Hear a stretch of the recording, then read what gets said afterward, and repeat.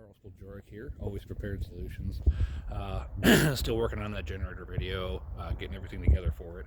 Should be able to get started on that tomorrow, hopefully. But figured I'd hit a few notes right now, things that thoughts that kind of popped into my head recently that are kind of worth going over in regards to what you're doing to train and otherwise enhance your abilities. Okay, a lot of people confuse training and testing. They incorporate elements of testing into their training and reduce the quality of their training in the process.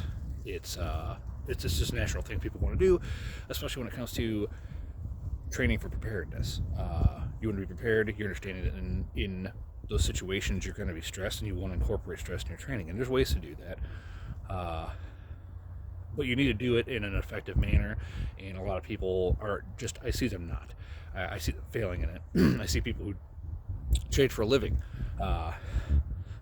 They train other people for a living, and they still fail to incorporate it in a meaningful way. So the big things I want to really get on here is the big difference between training and testing is that testing is there to assess your performance abilities and find your failure points. Training should never find your fail points. You should never fail during your training. Training is there to build repetitions and skill through those repetitions. You're doing a task repeatedly in order to produce a specific outcome, and when you test, you can speed things up to see if you're doing it in a proficient manner. One big example I see being used incorrectly is probably because they don't. There's a misunderstanding on what the actual training ideal is firefighters using a CBA maze and a wire entanglement prop. The point of the training is not to test you on how fast you can get through it, or to test you if you can get through it. The point of the training is to condition you to no longer have an anxiety response when you find yourself in those tight spaces, navigating those areas, navigating those wire entanglement areas, so that in real life, if you find yourself in it, you don't use as much oxygen from your bottle.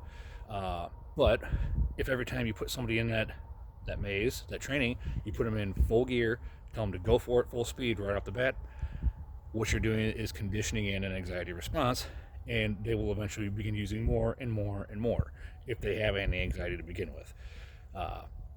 You're doing them a disservice by putting them in that situation.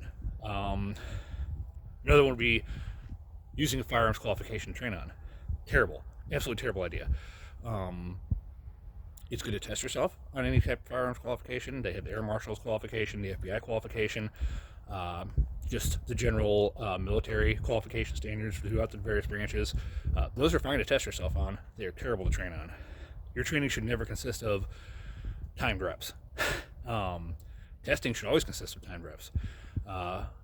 Well, I take that back. You can do timed reps in training when it comes to firearms once you have sufficiently mastered a certain time frame. But when you're training, as a general rule, you should never time yourself. Don't time yourself when you train. That's not training. That's testing. If you don't make the time, you just failed.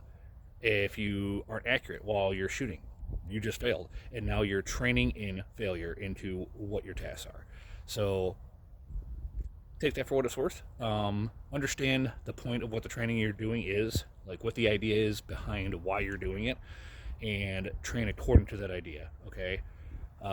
You can incorporate greater complexity into the training as you go once you have become sufficiently proficient at the less complex methods and manners in which to complete the task. So keep training, train hard, more videos to come.